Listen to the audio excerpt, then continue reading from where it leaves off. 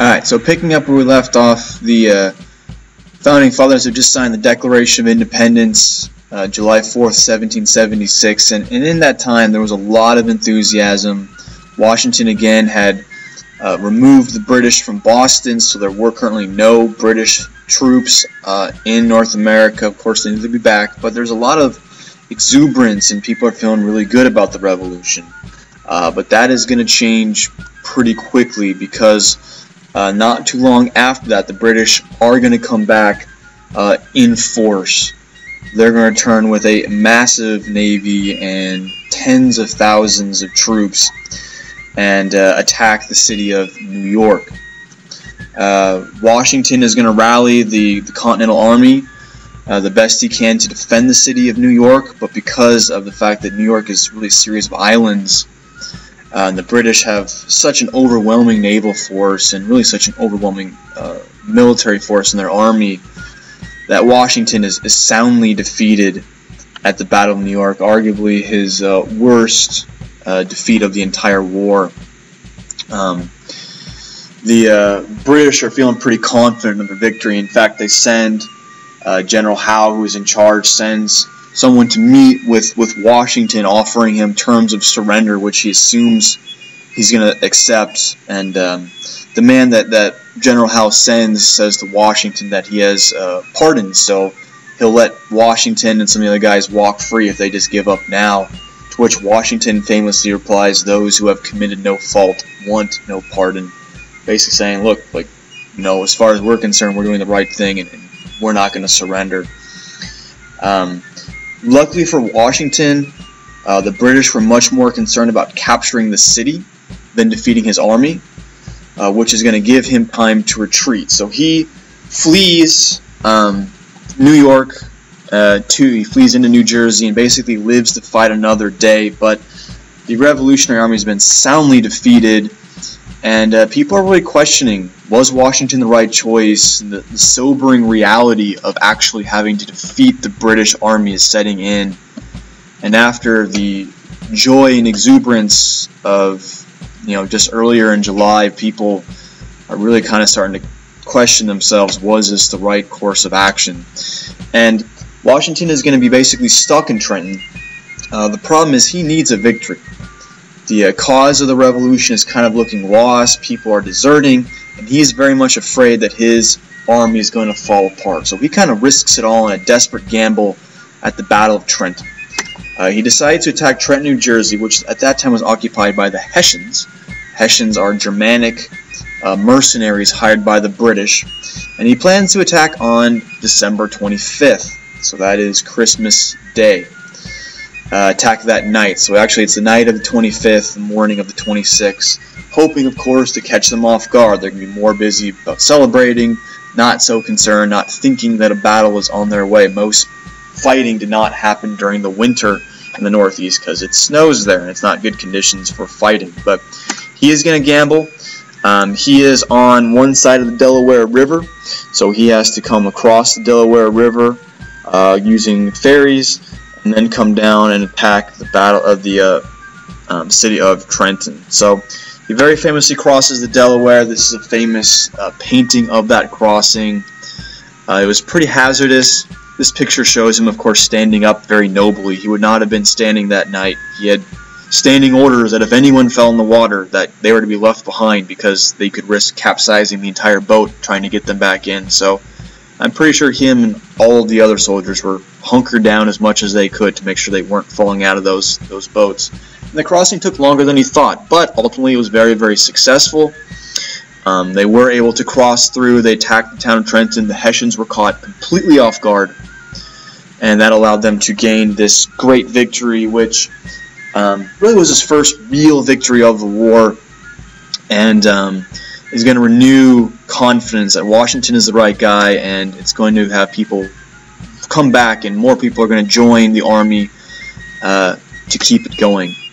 Now, one thing, the main goal of the Americans was to get the French involved, and one French person who came over before the actual French army was a guy by the name of Marquis de Lafayette, which is his short kind of title name. His real name is like 10 names long.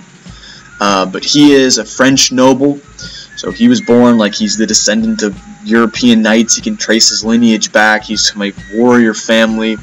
And as a young kid, like a 19-year-old, he just goes over to North America and kind of shows up in the Continental Congress like, here I am, I'm ready to fight. And they send him to Washington, and Washington kind of adopts him as like a son.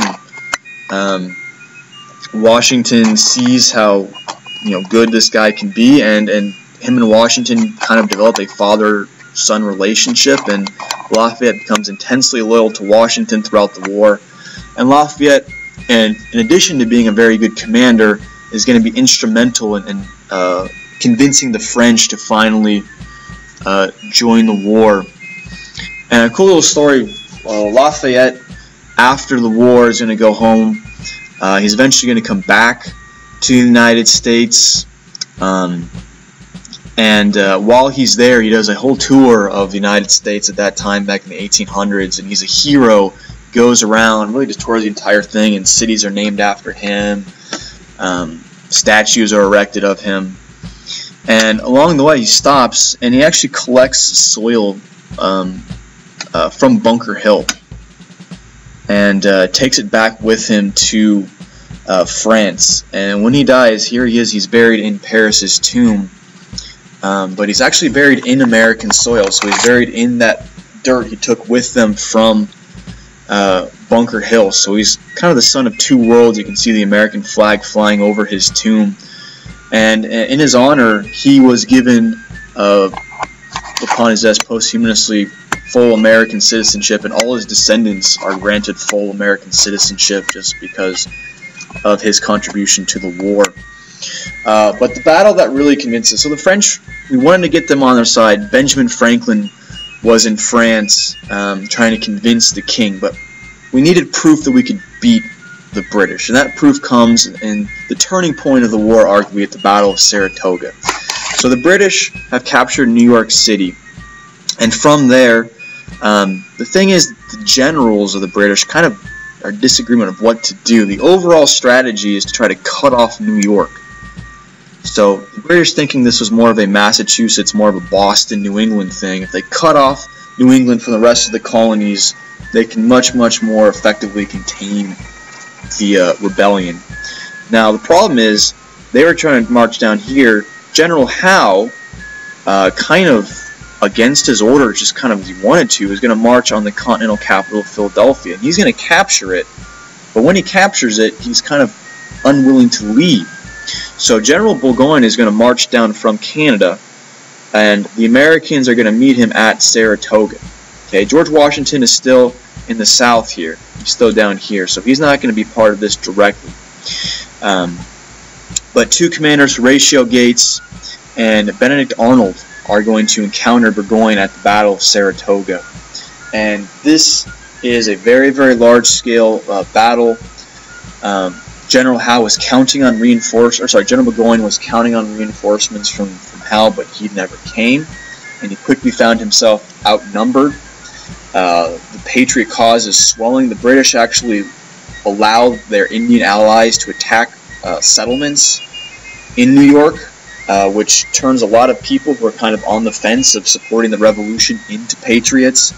The Continental Army swells, and the Americans were able to secure a victory at Saratoga. The bravery of Benedict Arnold and his tactical ability, he was arguably our greatest general, is going to allow the Americans to defeat the British and cause them not only to surrender their army, but also prevents New York from being cut off. And when news of this battle reaches France, this kind of is exactly what Franklin needs to convince the French, to show them, hey look, we can hold our own against these guys, we need your help. And the French, even though they're a monarchy, and the colonists are fighting to get rid of a monarchy, because they really hate the British and see an opportunity to humiliate and weaken them, are going to assist the Americans by giving us a lot of money. They're going to use their military, their army, and their navy to support us, and ultimately, without the French help, we could not have achieved victory. So we've saved New York. We're going to come back and talk about the end of the war.